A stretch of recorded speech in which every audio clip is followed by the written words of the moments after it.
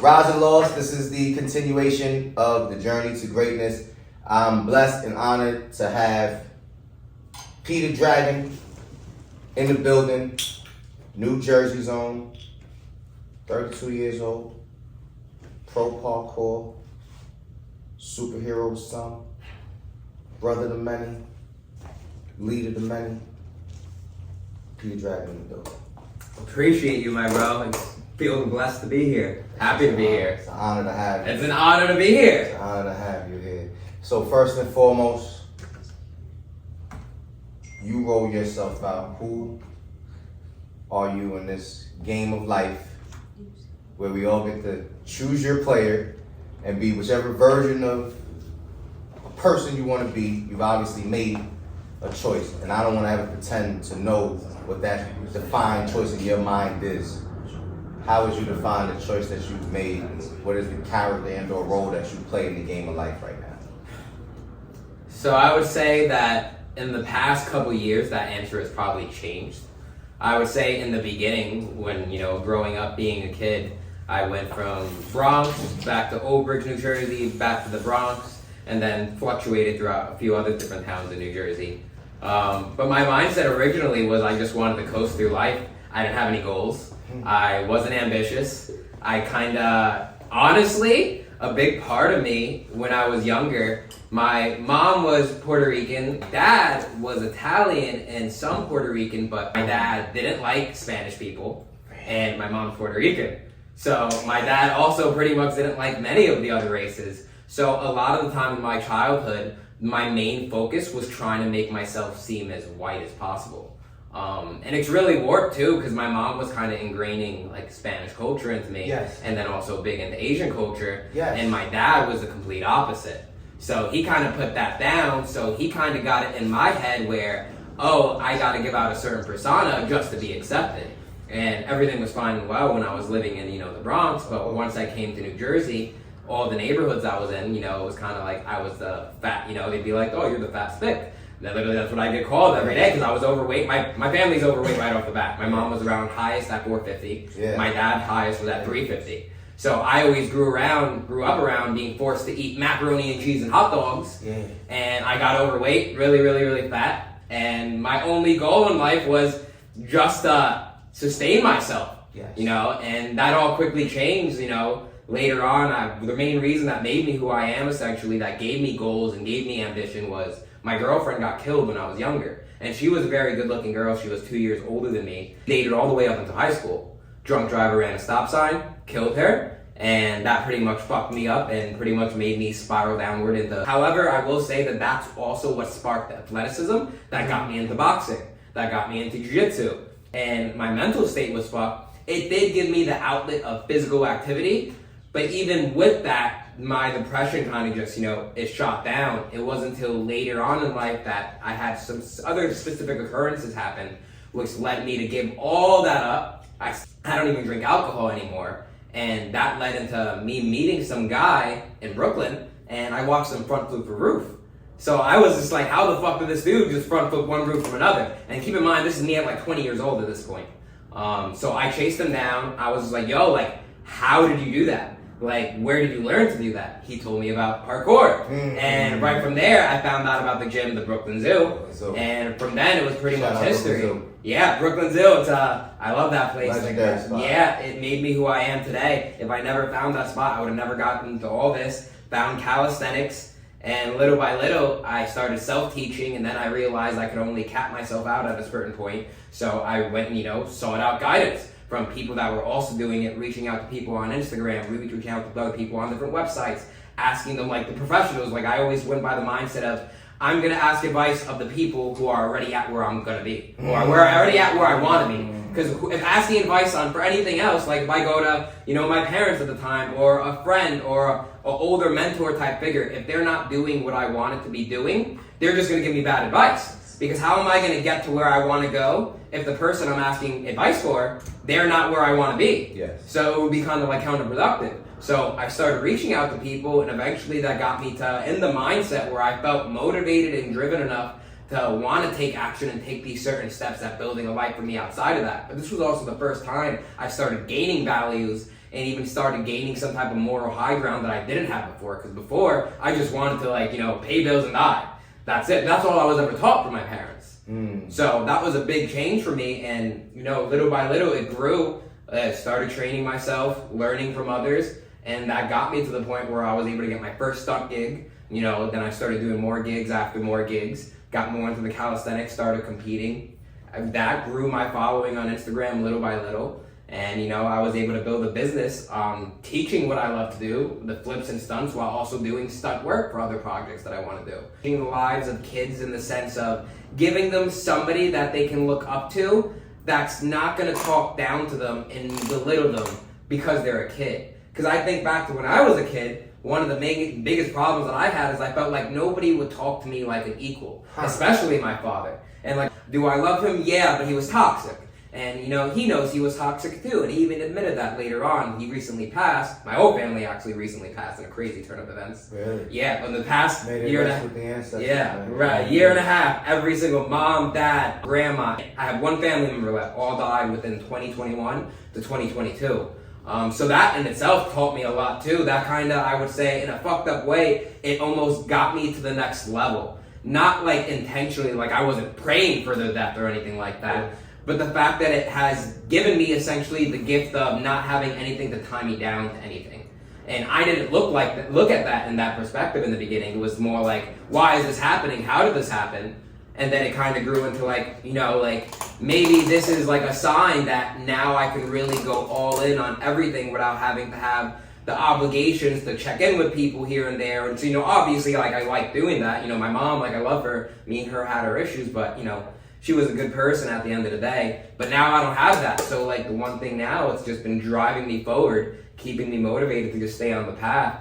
And like I said, like I want to be that face that a kid can look to and turn to for advice to help them when their parent necessarily isn't giving them the advice that might be the most beneficial. Like at the end of the day, like life is short. That's another thing. Like this past 2 years taught me like we get one shot. You know, my dad spent his whole life putting money into a 401k and he didn't get any of it. He died and it went to his new wife. He got married within like 8 months of my mom dying. Really? He didn't even get to spend any of the money he worked those 40, 50 years for. He got nothing. He literally just died. And then, you know, like that's a wake-up call for me too. Because it's just like, we think that we have all this time on here. I used to think, oh, wow, like I can just put this off till next week. I can put this off till next month or the following year. We don't have that time. I could walk out of here, you know, tomorrow I could get shot in the head, get run over. I could get beat down, jumped by 8 people, or it could be something small, like I could trip and fall, have my head, crack my head open on a temple, brain damage, I'm fucked. We don't know if we have that extra time. Yeah. And so like the way I live my life now is just planning to not be alive tomorrow, making sure that everything I do today is gonna be how I would want to have lived it if I thought I was gonna die tomorrow. So it's definitely a work in progress in terms of like trying to shift my mindset into doing things like that, but it's something that's definitely benefited me in the long run, for sure. And like recently in the past 2-3 years, I stopped alcohol too. That was more recent after looking into pharmacology and how my body works and how it sustains alcohol and how it's being affected by alcohol. It just wasn't worth it to keep it in my body. You know, it just, it affected my mental state. It definitely brought me to places that I wasn't proud of me being brought to.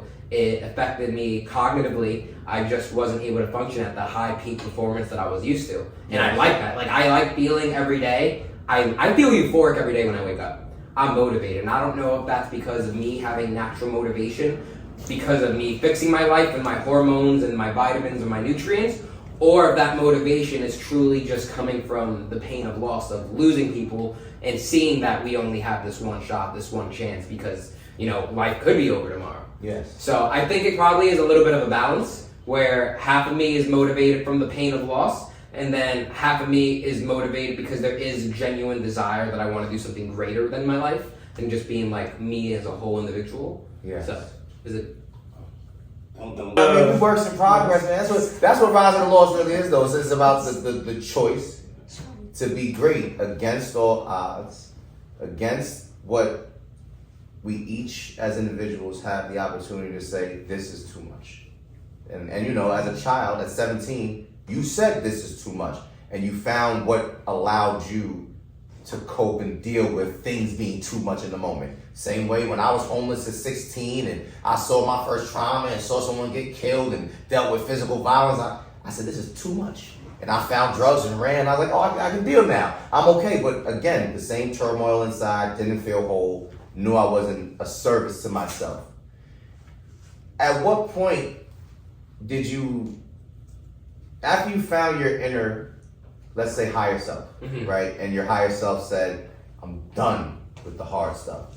When you made that transition, how soon after that did you find yourself leaning towards wanting to train others and give the gifts that you had found that freed you, but not the shackles? Not to say that we don't influence people to do negative. We all do when we're doing negative. That's normal. But the people are already doing negative. That's why we meet each other. But when you choose to go positive, you usually have to search out now because you've shifted gears. And it's like, now you're in no man's land. That in between, I went from being my own version of a perceived quote unquote piece of shit or the lowest self to I don't have to be that. Now I'm in no man's land. When you looked at no man's land, you decided to be a leader and a teacher. At what point in your life, at what age, what stage, what had happened? What was that? So I would say I actually started originally teaching kids and training adults kind of purely for basic money in the beginning before I even, I did it as a side thing that I didn't plan to do long term. I just wanted to do it for money. It wasn't truly this thing that flipped the switch was me excelling myself. Because originally, before everything all happened, when I first started training, I didn't actually believe in my mind that I was going to get to the point where that guy I met front flipping the roof.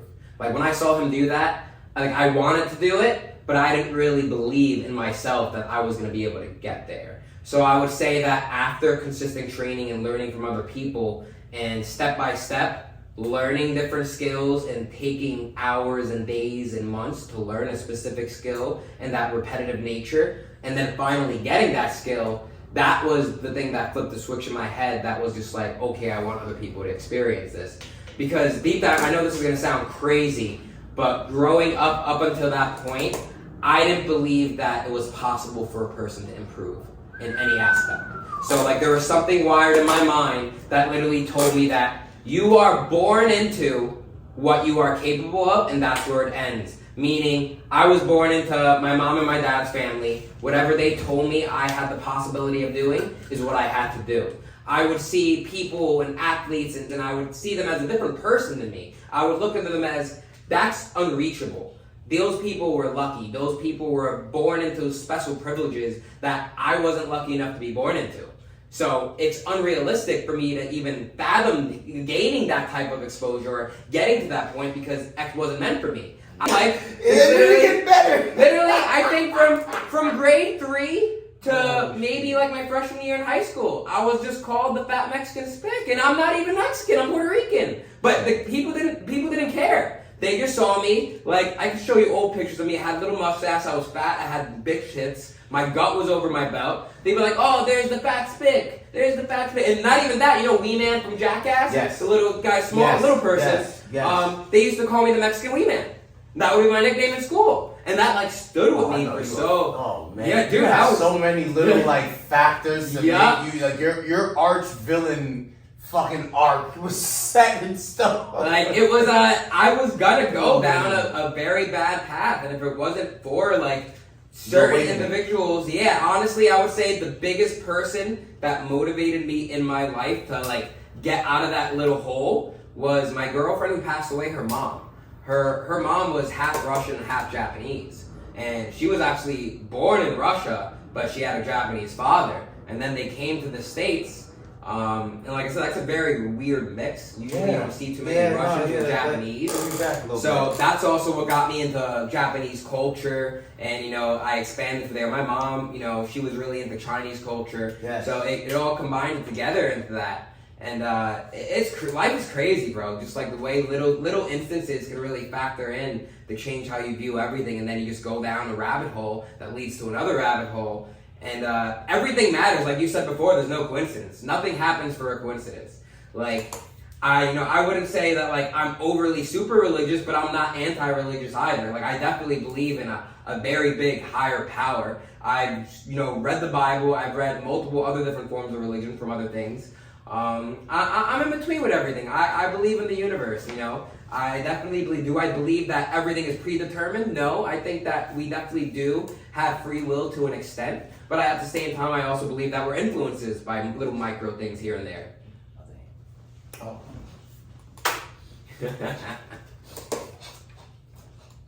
Got you.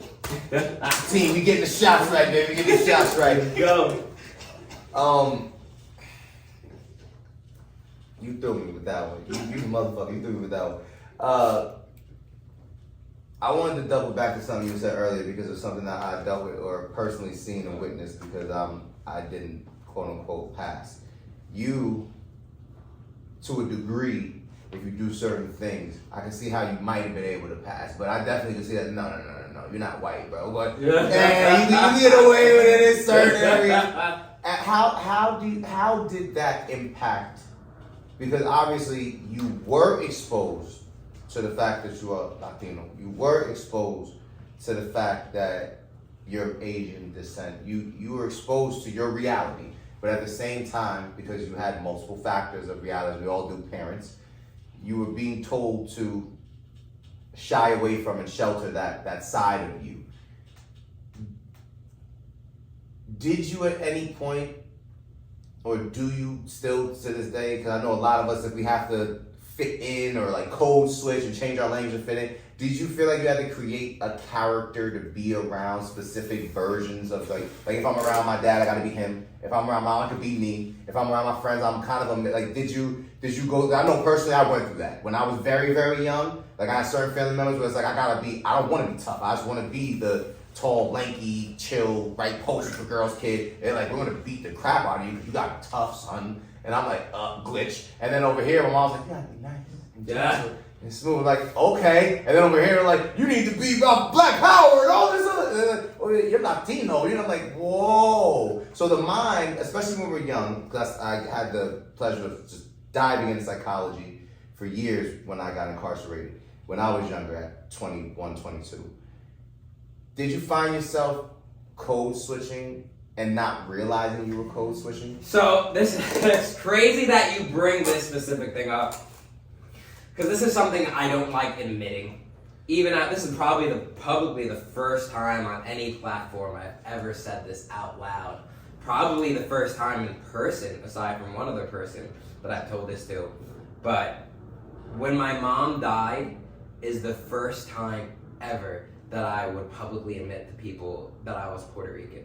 And she only died like 2 years ago. And I didn't go, and it's not like I was hiding it per se, but it was so ingrained in my mind that my dad had convinced me from an early age that if people knew, that would automatically put me at a disadvantage. And I didn't truly believe that, but in my mind it was something that subconsciously I feel like played me and always replayed in my head. So even back before I had my own business and did Bar Sharks, I would go and be filling out a job application. I see, Black, Hispanic, white, Asian, all these other things. And my instant go-to was just like, man, like, if I click everything, if I go and I put like Hispanic, if I put white, and then I put Asian, and then like the little bit of Irish that I had, maybe they're gonna see the part that says like Hispanic, and then they're gonna be like, oh, we don't wanna hire him, so it's like, let me just put Caucasian. And that's what I put on there. And that's what I did for the longest time. And honestly, I think I probably till my last job, before I started all this, was probably I put Caucasian. And it's fucked too, because my mom would always, like, even my girlfriends at the time, my friends, she would always be like, you're Puerto Rican, you have Puerto Rican blood. And I'd be like, I was so fucked up with my dad, bro, that I made up a story about how my grandma was actually from Italy and born in Puerto Rico, and she doesn't really have Puerto Rican blood, and the blood is literally just Italian blood. Like, if you're Italian and you go on vacation to Africa, and you're born in Africa, that doesn't make your baby African American. So I was like, the same exact thing. My grandma was Italian, she went to Puerto Rican, her family went to Puerto Rico, had her there, and then they went back to Italy. So she's not really Puerto Rican. I made that up. And I would tell that to people because I was so worried that people were gonna like judge me and be like, oh, don't hang out with him, he's Hispanic. And that's so crazy. I mean, it's not that crazy in this world. Not. But in my mind, I didn't think people would be that accepting of it. I would. And may your mom rest in the warm embrace of your ancestors. Do you feel like once your mom passed, to a degree, because I know we all have to deal with the inner child, and again, like for me, I observe psychology and how that shit, it molds us, it makes us. Like my baby brother and my grandmother passed last year, and just like you, it was like so many deaths happening back to back that there's no way you don't shift internally and almost review your entire life story like a fucking movie and see the parts that you can't redo, but recognize where you can make the shift now to almost close that circle. Do you feel like to a degree now that you can say like it's just there, you're just letting it fly, like yeah, I'm Puerto Rican, that's you honoring your mom? Yeah, I genuinely, whenever I say it now, she's always in the back of my head. Another thing that I really regret that kind of stems from the same thing, not only was I afraid and ashamed to say I was Puerto Rican at one point, but I was also ashamed of my mom. And I didn't realize this till she passed away. But my mom would always, like, me and her had a bad relationship because when my girlfriend died, me and my mom got in a fight where she pretty much was upset over her dad dying. So when I came to her for comfort, she was kind of just like, shit happens, get the fuck over it. But I now, at me being older, I realized that was coming from a place of her being hurt, as well as her dealing with the trauma of her home life and her parents, as well as my dad and her fighting. But when I was a kid, at 17, I just saw that as my mom's not there for me. My mom doesn't give a fuck about me. For a while, I was so ashamed of my mom because she was heavyset. You know, I just looked at it as, see, my dad was overweight too and fat, but my dad put it in my mind too that fat people will always be beneath those that are in shape. So it's ironic because my dad was out of shape and he was overweight, but he was also telling me that if you're overweight, you could only get so far. So he was like putting me down for being what he was. And he caused me he to was get telling there. you his experience. Yeah, essentially. But it comes out as a projection. Yes. Because he's not comfortable to say, this is my experience, I feel less than, because you might not even recognize that that's what's happening in the moment. Fuck, man. Yeah, honestly, I didn't even post my mom on social media for the first time till after she died. And that pains me till this very moment. She would always ask me, like even when we got better and got a better relationship and she got herself to a stable point where she was still sick but functioning more, she would be like, oh, how come you don't post me on your Instagram? She would watch all my YouTube, Instagram stuff, and I just would refuse to because I just saw it as, one, I was still partially bitter for her not being there for me, so I didn't want to give her that exposure. And two, I also saw it in my mind as I'm doing all this fitness stuff, this athlete stuff, my mom is overweight. I don't want to go and post that when I'm doing what I'm doing. I had a fucked up view, like, and I feel like a terrible human being, but you know, you live and you grow. You're going through conflict. And you know, yeah. So, you know, I try to be a little bit more lenient with myself now, but when I really think about how toxic my mindset was back then, it's just like, all it was a fucking Instagram post. I could have posted her, but I didn't, because I was ashamed. And I feel like a lot of that stemmed from, you know, my dad projecting onto me that, you know, Puerto Ricans were bad. Meanwhile, he married a Puerto Rican, and he's also part Puerto Rican, and his son is Puerto Rican, yet he's trying to teach his Puerto Rican son to be racist. And because I was a kid growing up with that and didn't know better, it, like, sunk into me. Yeah. You know, It created a warped perception. Warped perception. Absolutely. And a warped internal perception, which created the warped external perception. But again, give yourself grace, man, because listening to your story, like, again, it's an honor to have you here. You are that against all odds human being, where it's like, look, factor upon factor was being compounded to break the psyche, to break the mind, to put you on the path of not being where you are, not being the inspiration, not being the leader, not being the teacher, not being the go-to when people need to find a way. You became that. You became that because you didn't have anyone to show or give you that.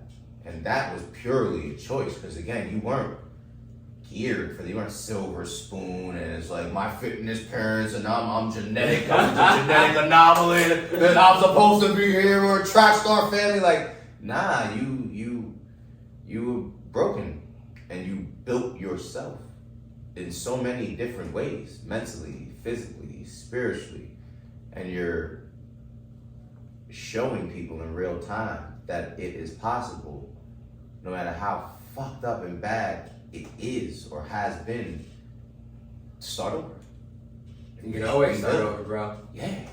And that's probably the most profound and powerful thing that anyone can impart to any other person that's having the human experience, because all of us in real time have something that we consider to be our calamity, our pain, our hell, our tragedy, our sad story.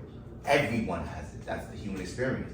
But majority of people don't have their voice, and they don't share it, and they can't talk about it because they're ashamed, and they're dealing with the same feelings you just said that you dealt with and are still working through, but if they're able to observe. So it's not consuming, controlling, and destroying you. It's still there, showing you, hey, this destructive path is still an option. You want to go down it? You want to go down? But just in real time, you're like, I don't want to go down it. I see the error in my ways. I see the inequity, the inadequacy in a choice, a decision, a way of thinking, and I no longer choose to engage with that. That's profound. Truly, like that's.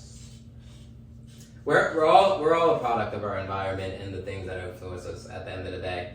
You know, like you said, nothing's a coincidence. Like, so many little factors lead you to different points, lead you to different answers, different questions. Another thing that I see in a lot of nowadays in a lot of kids is they'll find one single event or situation where they might have to go through adversity and it breaks them. Like the newer generation, it's so crazy, and I only know a handful out of the kids between the ages of like 19 to 25 that have a good head on their shoulders, which is one of the reasons why I asked Liv to come here. She got into a crazy car accident, and she overcame it, and she's still going ham with fitness, crushing PRs. She's squatting, doing all these amazing things. Where, for some context, I have another girl. Her name is Leslie. She is 23 years old. And she broke her ankle from cheerleading about 2 years ago. And I always bring up Liv whenever I'm talking to her, whenever I'm training her, because she wants to get back into squats. She used to do powerlifting. She wants to get into powerlifting, but she refuses. And she just has this mentality where, I broke my ankle, Pete. I have nails in my ankle. I'm not going to be able to do this. And I'm like, Leslie, you're 23, 24. You're 23, 24. You had a small ankle injury. Yes. And you're acting like you're dead. Meanwhile, Liv got into this crazy car accident. She could have died. And she overcame it, and she's back in the gym, squatting 225, sometimes over. 245, even better. Ass to grass. And this girl's 24 years old, older than Liv. And she's crying over, nothing against her, but crying over a sprained ankle, or a little broken ankle that she had a couple years ago. And because of that, that's keeping her from all these other things that can lead to all these other opportunities. Now, see this, I like this. I like this scenario, I like this story, because this is real life. So I'm a trainer as well. I own Alpha Fitness. Let's see if in real time we could solve this one real quick, because if she's in your charge and she's part of your troop to a degree, I already know you're trying to impact her mind, trying to impact her thought process. What is the specific fear? Has she told you yet? Do you know what it is? She pretty much essentially thinks that because of the fact that she had surgery on her ankle, that it's finished. Like, she has screws in it. She said that the doctors, quote unquote, literally said that she will never be able to go and do anything like when it comes to flips, again, because she did cheerleading, let alone squatting heavy. Those were apparently the doctor's exact words. And honestly, I believe it. That's true. And most of us just don't recognize that our bodies want to self-heal. The body doesn't want to be destroyed, especially since we're in our youthful state right now, so the cells are thriving. So you were able to make a decision because there was the person that impacted you in your journey. So that's why we all have the person we defer to as our mentor. For your students or anyone that's in your charge, they might not recognize the need for that. Meant like you were the person that goes through, your words have impact. Let me take a breath and hear you.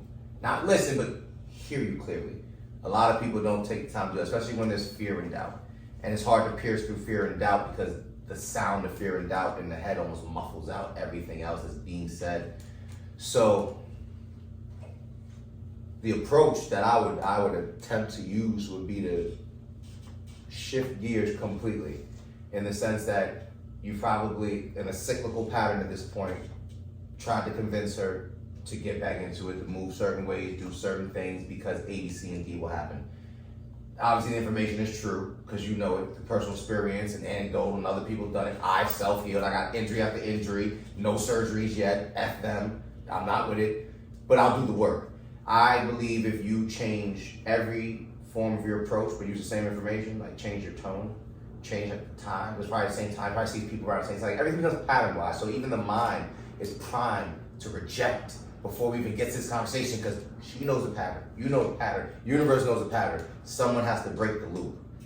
It's true, and you honestly, you really need. One thing I've realized is that you need relatability in order for things to sink in. Which is like, in a couple seconds, I actually want Liv to like take my spot real quick and share her story for this very reason. So like, I could tell this girl Liv's story, but coming from me, because I'm not Liv, I'm not a female, you know. And when I tell, you know, my student, which is another female, she looks at me as, oh, I'm a male. I don't get my period. I don't have the same body as her. So when I say that she can recover, or that even that Liv's recovered, she automatically diminishes what I say and wipes it off her shoulder. Because I'm a male, and she's like, he can't understand my perspective. He can't understand my pain or my struggle. Because yeah, he might have life experience and all these other aspects. The one thing he doesn't have, he was never born and raised a female. So I could never be a female going through her situation, breaking her ankle like that, and having that trauma and that injury, or be a female that got into a car accident and experienced what Liv went through. So it's just like, I could talk till I'm blue in the face, and this girl won't go and take any of my advice because I'm a man. And then I think to myself, you know, all the characters that I like a lot, that I feel like impacted me, like Kei Kurono from this anime Gantz, Kaneki from Tokyo Ghoul. One of the things, even though I like their struggles and like Kaneki getting abused with his mom, like I can relate to that on a lot of levels. Another thing that allowed me to feel relatable is the fact that we have a similar look. And this is one of the same reasons why I think it's so important for, like, I can be a role model to kids of all different races, but I always will think it's very important for all kids of different races to be able to have a superhero in their race. Like, my black students, yeah, they can look up to me and have me, but I have a lot of black friends that do what I do. So I always like to make sure my black friends are coming around when my students are around, because just like I look at Kaneki from Tokyo Ghoul and I see, oh, that relatability, we have similar backstories, I have the long hair, he has the long hair, I dyed it white, he has it white, I dyed it black, he has it black. I think my students need to see my black athlete friends, especially because now they have that relatability where they can see, oh, I can be that too. Because subconsciously, even though I'm not saying it and they're not saying it out loud, they might look to me and be like, oh, maybe he's white and or he's Spanish, I can't get there because I'm black. But if they see my black friends around there doing everything I can do and more, they say now that switch flips for them. Now they're saying, wow, like Pete's friend, he's black, I'm black, I could be like Pete's friend. Where that boundary of saying something's not achievable because of his color, it gets diminished now. So now all my black students have all these new athletes to look up to that are also black that they met from me. So now not only do they have me as a role model, but they have all people that they can feel related to. And you know, because there's certain things growing up that I'm going to say that they're not going to be able to relate to. But most of my black friends, chances are they can relate to, assuming they're not living in like an overly rich, privileged neighborhood in, you know, South Jersey, where, you know, they have elevators in their house. So, you know, that's a totally different type of person. They exist too. Yeah. Yeah, you know, it's crazy, but that's a really important thing. Like, just like I said, you know, that girl, like, having Liv give her story after we filmed that today, I think that's going to go, when that girl, student of mine, sees it, I think that's going to flip a switch in the same way that having my black athlete friends show up to kind of be something for my black students. because I could only do so much because there is that cultural like barrier there where they're not going to feel related. Like I remember Static Shock, if you remember growing up. Oh, hell yeah. That Static Shock was a huge thing for so many of my friends where like it gave them something to like have interest That's in. one of the first black superheroes that they remember. Dude, Yeah, Static Shock was like a really big deal. And it's a shame that not enough kids nowadays They're gonna bring know it back. about it. I guarantee you something. I hope so. It would Man. but it's a wake up call for a lot of people, and it's amazing how like just feeling relatable can make such a large impact, And without that relatable factor, it makes it very hard because there's always going to be somebody that can dismiss and be like, oh well, easy for you to say because you had this or you had that. You know, there's always going to be something they can throw in your face to say they can't, and that's why you did. Well, I'll say one thing for you and your story, just from the observation standpoint. Don't diminish the power that your being has in general, because when it comes to people, there's some people who will just see life as a whole bunch of people on the board. And even though, yes, we have that internal, like, oh, they look like me, if you dealing with beef in your area and the only people you beef with are the people that look like you might not really be looking for the people that look like you. So just to be completely honest with you, sometimes people just look for the pain. Sometimes, and that's why your story and your reality and your life in general, I said, like, you might not even recognize how profound what you've done and accomplished is, because realistically, once your story and those aspects are shared in the right light and observed by the people in general, that should impact women, children, men, parents, brothers, sisters, because I guarantee you, no matter what race or creed you are, if you just take out your specificity of who you are, but the generality of the traumatic events, it's fucking wild how many people went through almost the same exact story. It'll blow our fucking minds. And through my approach at life, through the lens, through psychology and our sociological patterns and how we have been conditioned, there's so much of our reality that's predicated on implanted ideas and how we're supposed to react, how we're supposed to feel. And it's so detached from what our actual internal reality is that it's a disservice to humanity for us to pretend anymore going forward that the accomplishments of a single person don't have weight and bearing on the macrocosm, because what you did in the micro impacts and affects the macro to the highest degree, as above, so below. So, yeah. I appreciate you saying that. I see you, brother. I see you, man. I definitely appreciate you. The work's saying real. Bro, the work is real. And the fact that even the lens of you looking at it, because you do want to make sure you're thinking in such a depth and such a view and such a scope that, again, is profound. And not to take away from your approach, stay the course. By all means, stay the course. I'm not trying to turn you in any way, shape, or form. I'm just reiterating that don't take yourself out of the spotlight when you built the stage. You built the stage. I agree with that. I also think that a lot of the people throughout my life got me to where I am too, from how they influenced me. They gave you the tools. Exactly. And you are sharing their stories. You are in real time the affirmation and confirmation that they were good teachers, great teachers, because it worked. So again, that's the tapestry and the framework of our reality, that each one teach one, and as long as we are living what we as individuals perceive as honorable, and each one has a different scale of what that means, but to a degree, there's a generality of it that we understand and can observe, and that's why when we see people walking the path that came from scattered backgrounds or a disturbed background, it's almost like watching a movie. Yeah. And that's why a lot of us gravitate towards anime and those stories, because that's the shit that makes sense to us. It's like, that was the most extreme shit I could ever seen, and now he's a good guy? Fuck that. Alright, I can do this too. I can do it too. You put a what in Carnegie's ear? I can do that too. I'm okay.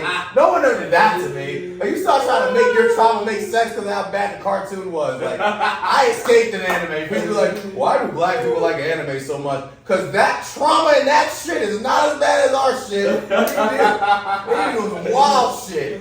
Demons ripping out flesh from the inside out. Like, well, you know, it wasn't that bad getting jumped, was it, huh? Alright, random question. If you had to pick an anime universe, we're going to make it light for a split second just because, you know, the air is thick and we want to be alchemists. That's what the fuck we are. We take all negatives, all perceived negatives, and all unwanted energy and convert it into something tangible, palatable, positive.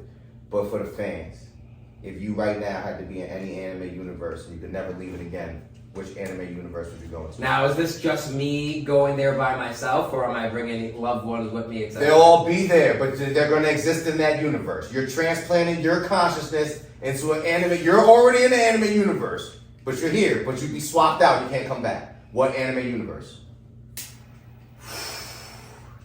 I mean, this is my true answer and the answer I want to say are very different. So I will say I'll take that. both. I want to hear both. Give me your true answer Alright, first. so I would say the publicly okay one that I would want to say is I would probably say along the lines of maybe like Yu Yu Hakusho or Tokyo Ghoul. That's what I would probably say. Because, you know, like those are where like all my loved ones, they could still have a life that's flourishing, but there'll be the aspect of special abilities in there, you know, that'll be prevalent, they're, you know, relevant in that age. And, you know, we could all be ghouls or not be ghouls or have superpowers, and it'll be all cool. It's not an end of the world conflict. Yes. Now, like if I actually had this choice, the real answer that I would want to say, I don't know if you've watched this show, but probably like Gantz, which is a very, very dark path to go down. But What kind of anime is so you've never seen Gantz? No. It's probably like my number one top favorite of all time, but they cut the anime short. The manga's phenomenal. Because right from episode 1, it's very graphic. Probably the most vulgar but real show. It's very unfiltered. And the whole concept is two best friends. They go to high school together. One's like more of a thug, one's like innocent. They separate, they move towns. They re-meet about 15 years later. And they're on a subway train track. A hobo gets thrown on the train track. And one of them is like, oh, I gotta help him. So he goes and tries to help this hobo, smelly hobo, homeless, tries to get him off the track so he doesn't get hit by the train. The other guy is just like, oh, fuck this, like, why is that guy risking it? And then the other guy on the train realizes, oh, they're friends. They went to school with each other, so he's like, yo, Kay, come help me. And he's like, fuck, why did he remember who I was and recognize me from school? So he goes on the train tracks, helps the hobo. In the process of getting the hobo off the train tracks, train comes, kills them, decapitates them both. They get transported to a room. And this room is with 18 other people and a big black ball. This black ball, at the time, we don't know where it's from, but it's actually a government-created ball. And it pretty much brings you from the last few seconds of you being alive, takes you away right before you die, transports you to the room, gives you a whole bunch of guns, weapons, and has these aliens, essentially, demons, whatever you want to call them, invading Earth. And it gives you these weapons, and it says, pretty much, motherfuckers, your life is now mine. You gotta go hunt these demons, and when you get 100 points, I'll give you your life back, and you can go free. So, pretty much, they go hunt out all these demons, people getting killed, and then every mission, they get transported back to the room, and even if they don't get 100 points, the little ball will give you your life back for 2 weeks. And then, till you get 100 points, it calls you back to the room every 2 weeks. So, you go on all these missions to kill these demons, maybe get yourself 15, 20 points, then it transports you back to the room, gives you your life back 2 weeks. Then after 2 weeks, it literally, you could be having sex, hanging out with your friends, transports you from that moment right back into the ball. So you could literally be having sex, and the next thing you're being transported to this room in front of all these people, butt-ass naked. You could be taking a shower, it'll transport you butt-ass naked. You could be like in a boxing ring, it'll transport you from the boxing ring to that room, give you the weapons, and make you go again. And then when you get 100 points, you either have the opportunity to bring somebody back from the dead, or you can go and get a new weapon. So, or you could choose to make yourself free. However, as the show progresses, the anime doesn't cover this because it ends shortly, but the manga, pretty much it gets to the point where it's better to be in the Gantz than it's not. So all these aliens eventually say, fuck it, we're not coming one at a time. They all call at once and enslave all of Earth. And then it comes to the point where the ball's just like, you know what, fuck it. We're just gonna keep everybody here. You all have your lives back, but you can't be brought back now. But you have weapons. So anybody who was in the Gantz that got transported originally, they have an edge because they have all the guns, they have all the weapons that can kill these things, where anybody else who wasn't in the Gantz game, they're defenseless. So now they can still see these aliens and demons, but they have no special suits that can help you. No That way can to do fight. strength, no guns or anything. So it's it ends up being better to have being almost killed and end up in the gantz room, where in the beginning it's like a horror movie, but as things progress, it's actually safer to be there because at least you have an advantage when shit hits the fan. Yes. Very good show. I give it a 10 out of 10. The last 3 episodes are anime only because the manga is so long. Yeah. I would throw it into a way more. Have you seen Berserk, I assume? I would say this show makes Berserk seem like Teletubbies. Really? In terms of how far it takes everything. And that's what the universe used to count, dude. That is so telling, my friend. You are a fucking warrior spirit if I ever met one. I said, for me, my righteous mind, my higher self. I'm gonna go to Tokyo Ghoul. Everyone's with me. It's cool. He said, but that lower self that I still acknowledge. I want to go to Armageddon. Come to fucking Armageddon to give me a suit. I'm like, yeah, man. I'm here for the fight. That's fucking amazing. Yeah, and like I said, like the Tokyo Ghoul and Yu Yu Hakusho aspect is like the more of the I love my friends because like all I have now is my friends. So like I obviously want to see my friends flourish, and I want to be in a world where I still get to love and be with my friends. But then there is also that like other side of me, which I guess is more animalistic, that wants to see, all right, how would I fare in this environment where my friends and family might be there, but everything is literally straight hell. Like, would I be able to hack it, or would I get, chopped up really early? And I think that's a very, maybe it's ego-driven, but it's definitely something that I feel like I would want to almost, in a sense, like, prove to myself to, like, see, like, oh, can I make it? Can I protect the people in my life that I care about while being in that world? So it's almost, which is kind of fucked up that I even want to put my friends in that situation. No, it's not. It was a hypothetical to all the friends. It's not fucked up. It's he's showing you how much he fucking loves you. He's like, I'm willing to risk it all for y'all motherfuckers. Like, I'm gonna see what this shit is about. But that's the hero's journey, and what you're describing, like Carl Jung came up with the archetype system. Esteemed psychologist Carl Jung came up with the archetype system, observing people in general, and he also coined the term your shadow and shadow work, and there's the Red Book, and a lot of people are very familiar with this now in this era that we're in. You have done and are currently doing shadow work in the sense that things that were unconscious to you, aspects of yourself that were unconscious to you, you're now conscious and aware of. And you integrate it to the point that you don't ignore it and let it consume you, which would be what we consider our lower self. You're existing in your higher plane, not because, again, you were shown how or taught how or had all these previous examples in real time. You were set on a path, and you kept recognizing your ability to make a choice. And every time you were given the opportunity, like in an anime or a game, you made a choice. And something in you was allowing you to make a choice that was letting you build your player, build your character. Because again, each choice does have compounded effect, either taking us to the golden reality or taking us away from the golden reality, the shifting path, divergent paths. So you, just like many, had the option to choose left or right. And you kept choosing what you perceived to be your right path. But it was because you created a version of yourself in your mind, the hero. Even if it was born from darkness, it was a hero. And that's why it's just observed that you picked an archaic fucking end of the world scenario because you get to thrive in the sense that pressure didn't destroy you, it made you. Yep. Pain didn't destroy you, it gave you shield and armor. It really levels me up mentally and physically, honestly. Like Spiritually, I wouldn't be where I am today if I didn't like I said, like even my whole family dying within the past year and a half, like at the time, it was miserable. It was, I had to battle a lot of my demons that I didn't even think I had. It made me because of that, I caused a lot of bad things to happen for myself. Like in that mindset, you see the world differently in that period of time. Because you're like almost just like you can get influenced, like, this is going great, we're talking, having good times. We ride like a euphoric high from that. And I feel like with the pain of loss and tragedy, you ride almost something equivalent to a euphoric high, but you ride it the opposite way. Yes. I don't really know of a good word to be like an anti-euphoria. It's a meteoric crash. Yeah, essentially. It's a euphoric high, which takes us up, and we're like, oh shit, there's no stopping. And then all of a sudden you start coming down, free falling. Yeah. And then you pick up so much speed that it's like a meteor crashing the earth. And the impact, we believe it destroys us.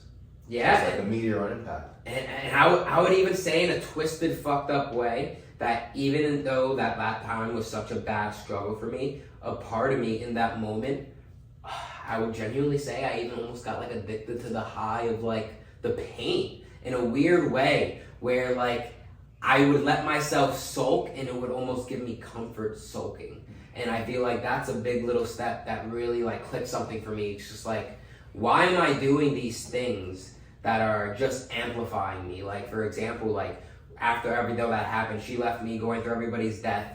You know, there would be days where I would just take off work and just sit down, play sad music, and just look at old pictures. And it's like, yeah, it's good to feel, but when you're doing that like 5 days out of the week, obviously something has to give. Like, that's not a good thing.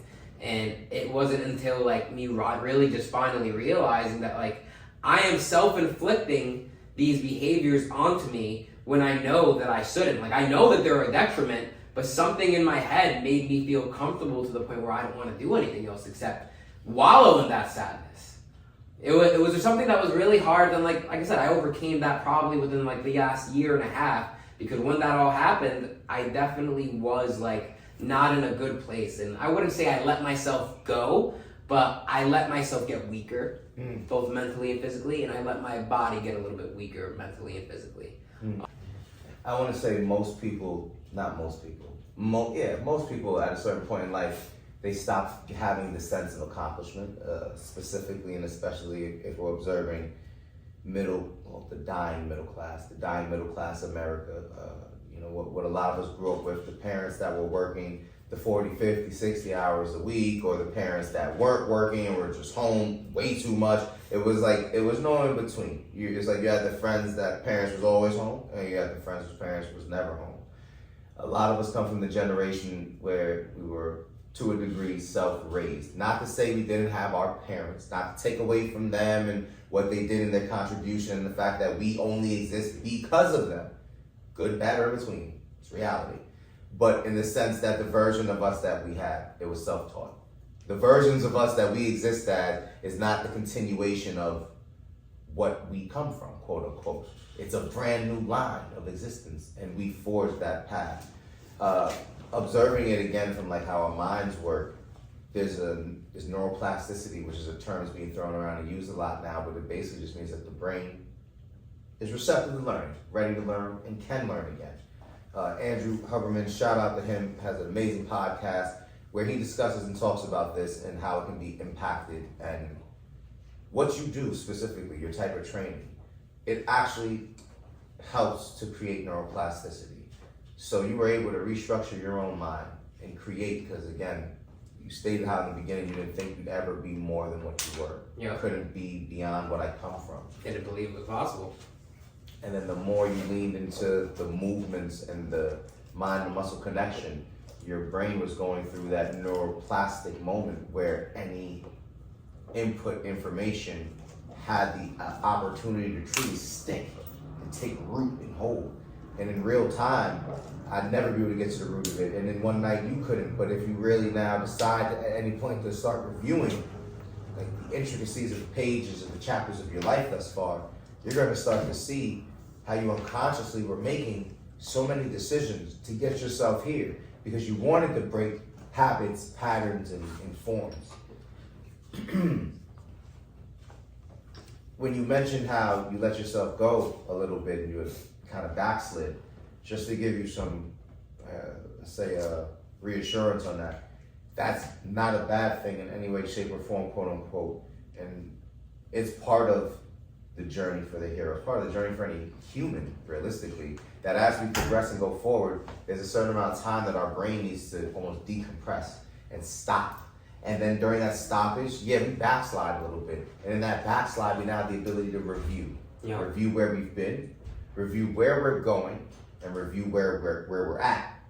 And then, I can guarantee you're probably ramping it up. You're probably moving tenfold in your mind now looking 10 times further ahead because you stepped backwards. Yeah. Quote unquote regressed. And that was all you needed to refuel yourself and hype yourself back up. And now the hero woke back up because it's like, what the fuck was I just doing? Was I turning into a loser again? What the fuck was that? And but we have to fuel ourselves. Absolutely. All of us, we as people have to fuel ourselves.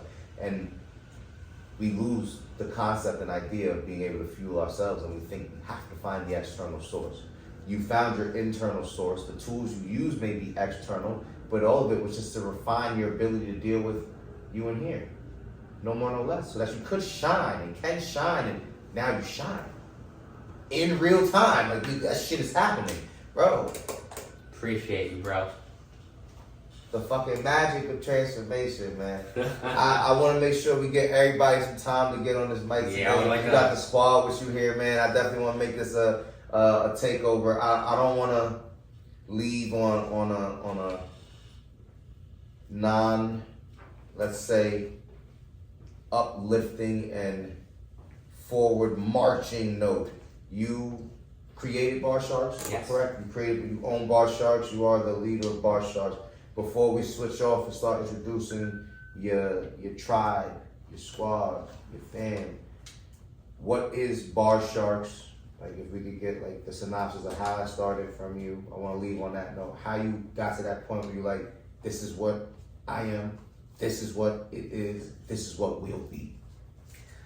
If I could say one thing on what Bar Sharks I would say it's kind of more of a message, and I would say it's the ability to overcome adversity at all costs, no matter what. And the whole thing is stemmed from just overcoming some form of tragedy in your life. Like, everything that's happened to me over my life was something that I thought I wasn't going to come back from. And the influence of special people in my life is really what helped get me through it. So that's what essentially I want it to be. It's not just, a personal training business. It's not just a clothing line. It's not just a group of athletes. It's showing kids, adults, anybody of any age that at the end of the day, regardless of what anybody else tells you or what anybody else says about you, you can be more than what you think you are. You can be more than what you came from. You can be more than, what other people are telling you on TV. Oh, that person's never going to be amounting to that. This person's never going to amount to this. They can't do that because they don't have the background in this. I didn't have a gymnastics background. I got into parkour. Self-teaching at 23 years old is when I did my first flip. 23. I didn't get into it until I was like late 23. And I'm 32 now, bro.